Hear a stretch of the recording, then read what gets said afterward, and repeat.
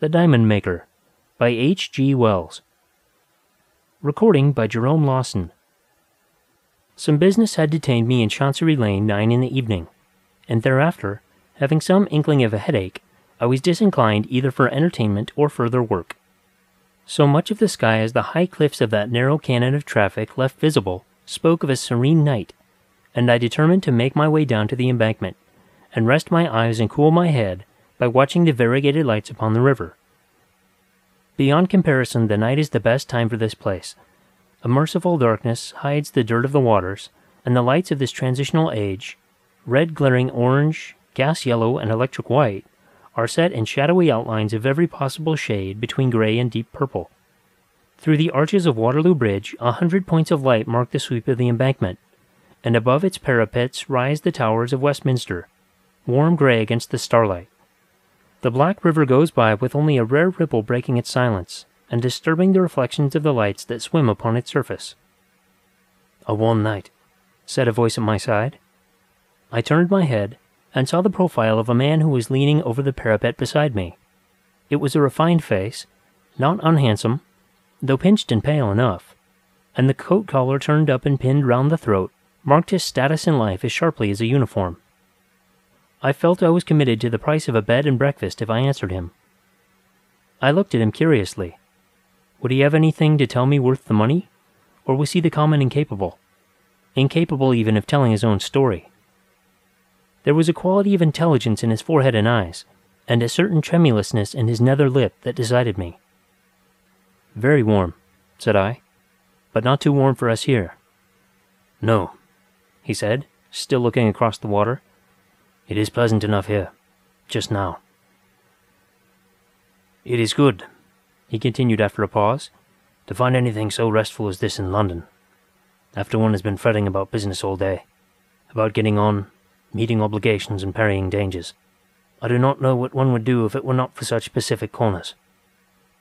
He spoke with long pauses between the sentences. "You must know a little of the irksome labour of the world, or you would not be here. But I doubt if you can be so brain-weary and footsore as I am. Bah, sometimes I doubt if the game is worth the candle. I feel inclined to throw the whole thing over, name, wealth, and position, and take to some more modest trade. But I know if I abandoned my ambition, hardly as she uses me, I should have nothing but remorse left for the rest of my days." He became silent. I looked at him in astonishment. If ever I saw a man hopelessly hard up, it was the man in front of me. He was ragged and he was dirty, unshaven and unkempt. He looked as though he had been left in a dustbin for a week, and he was talking to me of the irksome worries of a large business. I almost laughed outright. Either he was mad or playing a sorry jest on his own poverty. "If high aims and high positions," said I, "have their drawbacks of hard work and anxiety, they have their compensations. Influence, the power of doing good, of assisting those weaker and poorer than ourselves, and there is even a certain gratification in display." My banter under the circumstances was in very vile taste. I spoke on the spur of the contrast of his appearance and speech. I was sorry even while I was speaking. He turned a haggard but very composed face upon me. Said he, "I forgot myself. Of course you would not understand." He measured me for a moment. "No doubt it is very absurd. You will not believe me even when I tell you, so that it is fairly safe to tell you. And it will be a comfort to tell someone. I really have a big business in hand, a very big business. But there are troubles just now. The fact is, I make diamonds." "I suppose," said I, "you are out of work just at present?" "I'm sick of being disbelieved," he said impatiently, and suddenly unbuttoning his wretched coat, he pulled out a little canvas bag that was hanging by a cord round his neck. From this he produced a brown pebble. "I wonder if you know enough to know what that is." He handed it to me. Now, a year or so ago, I had occupied my leisure in taking a London science degree, so that I have a smattering of physics and mineralogy. The thing was not unlike an uncut diamond of the darker sort, though far too large, being almost as big as the top of my thumb. I took it, and saw it had the form of a regular octahedron, with the curved faces peculiar to the most precious of minerals. I took out my penknife and tried to scratch it. Vainly. Leaning forward towards the gas lamp, I tried the thing on my watch glass, and scored a white line across that with the greatest ease. I looked at my interlocutor with rising curiosity. It certainly is rather like a diamond. But if so, it's a behemoth of diamonds. Where did you get it? I tell you I made it, he said. Give it back to me. He replaced it hastily and buttoned his jacket. I will sell it to you for £100, he suddenly whispered eagerly. With that, my suspicions returned. The thing might, after all, be merely a lump of that almost equally hard substance, corundum, with an accidental resemblance in shape to the diamond. Or if it was diamond, how came he by it, and why should he offer it at £100? We looked into one another's eyes. He seemed eager, but honestly eager. At that moment I believed it was a diamond he was trying to sell. Yet I am a poor man. £100 would leave a visible gap in my fortunes, and no sane man would buy a diamond by gaslight from a ragged tramp on his personal warranty only. Still, a diamond that size conjured up a vision of many thousands of pounds. Then, thought I, such a stone could scarcely exist without being mentioned in every book on gems. And again I called to mind the stories of contraband and light-fingered Kafirs at the Cape. I put the question of purchase on one side. How did you get it? Said I. I made it. I had heard something of Moissan, but I knew his artificial diamonds were very small. I shook my head. You seem to know something of this kind of thing. I will tell you a little about myself. Perhaps then you may think better of the purchase. He turned round with his back to the river and put his hands in his pockets. He sighed. I know you will not believe me.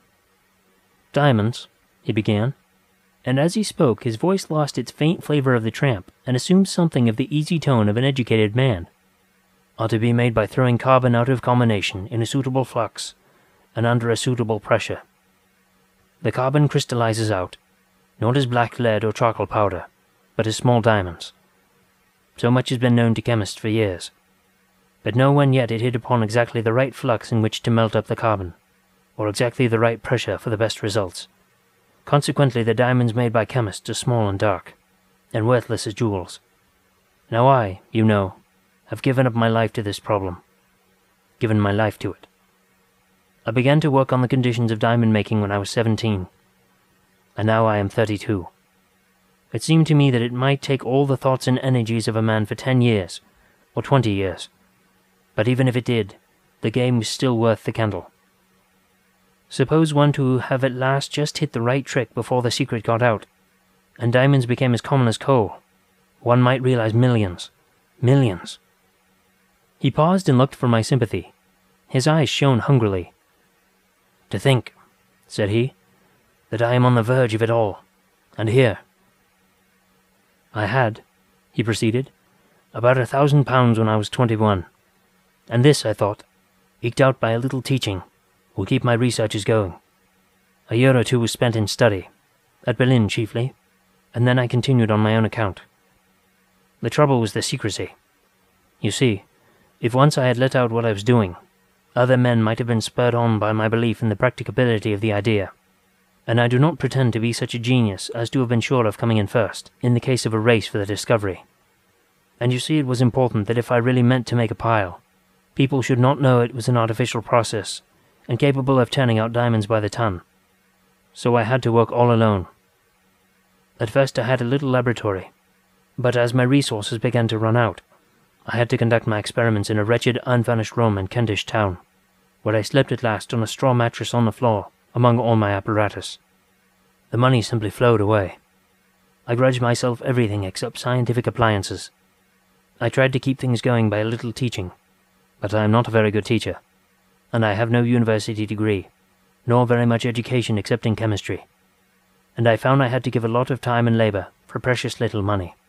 But I got nearer and nearer the thing.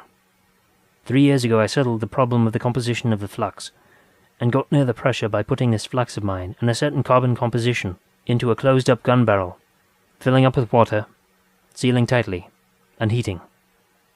He paused. Rather risky, said I. Yes. It burst, and smashed all my windows and a lot of my apparatus, but I got a kind of diamond powder nonetheless. Following out the problem of getting a big pressure upon the molten mixture from which the things were to crystallize, I hit upon some researches of Daubry's at the Paris Laboratoire de Poudre et Salpetre. He exploded dynamite in a tightly screwed steel cylinder, too strong to burst, and I found he could crush rocks into a muck not unlike the South African bed in which diamonds are found. It was a tremendous strain on my resources, but I got a steel cylinder made for my purpose after his pattern. I put all my stuff and my explosives, built up a fire in my furnace, put the whole concern in, and went out for a walk. I could not help laughing at his matter-of-fact manner. Did you not think it would blow up the house? Were there other people in the place? It was in the interest of science, he said ultimately. There was a costermonger family on the floor below, a begging letter-writer in the room behind mine, and 2 flower women were upstairs. Perhaps it was a bit thoughtless, but possibly some of them were out. When I came back the thing was just where I left it, among the white-hot coals. The explosive hadn't burst the case, and then I had a problem to face.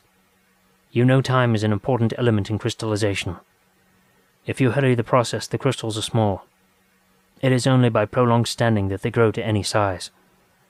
I resolved to let this apparatus cool for 2 years, letting the temperature go down slowly during the time. And I was now quite out of money, and with a big fire in the rent of my room, as well as my hunger to satisfy, I had scarcely a penny in the world. I can hardly tell you all the shifts I was put to while I was making the diamonds. I've sold newspapers, held horses, opened cab doors. For many weeks I addressed envelopes. I had a place as assistant to a man who owned a barrow, and used to call down one side of the road while he called down the other. Once for a week I had absolutely nothing to do, so I begged. What a week that was. One day the fire was going out, and I had eaten nothing all day, and a little chap taking his girl out gave me 6pence, to show off. Thank heaven for vanity. How the fish shops smelt. But I went and spent it all on coals, and had the furnace bright red again, and then, well, hunger makes a fool of a man. At last, 3 weeks ago, I let the fire out. I took my cylinder and unscrewed it while it was still so hot that it punished my hands, and I scraped out the crumbling lava-like mass with a chisel, and hammered it into a powder upon an iron plate, and I found 3 big diamonds and 5 small ones.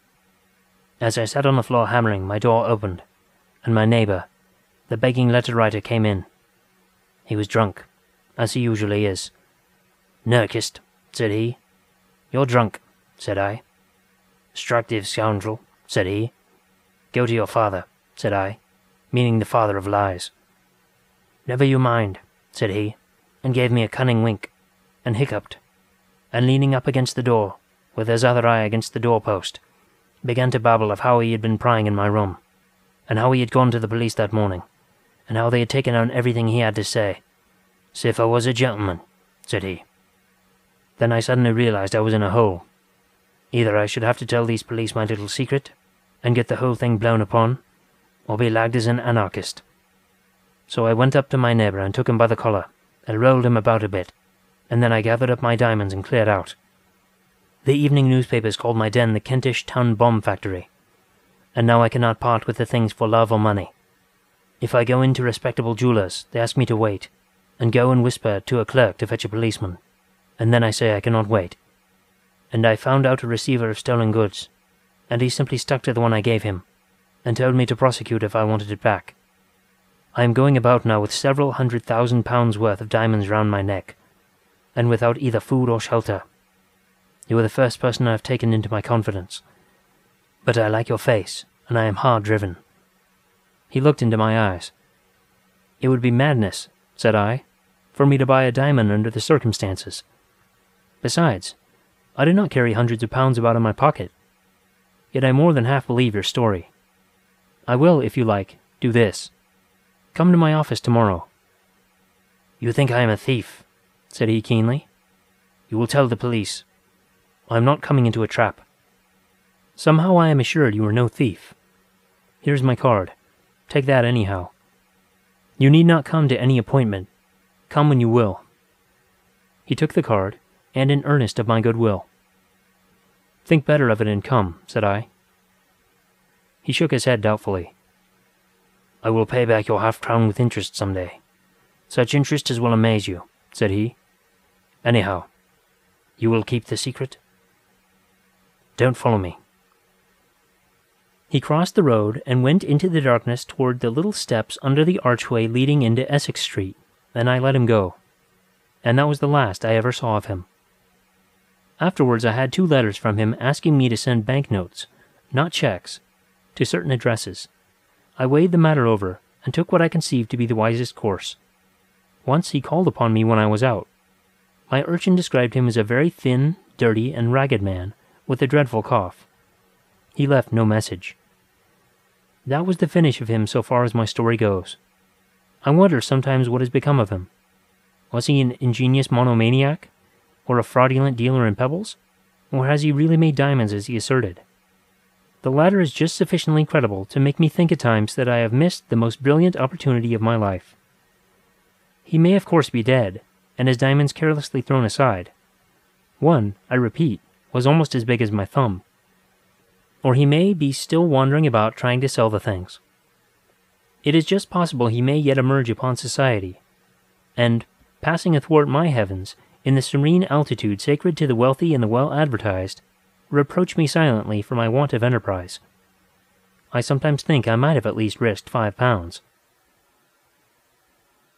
End of The Diamond Maker by H. G. Wells. Recording by Jerome Lawsen.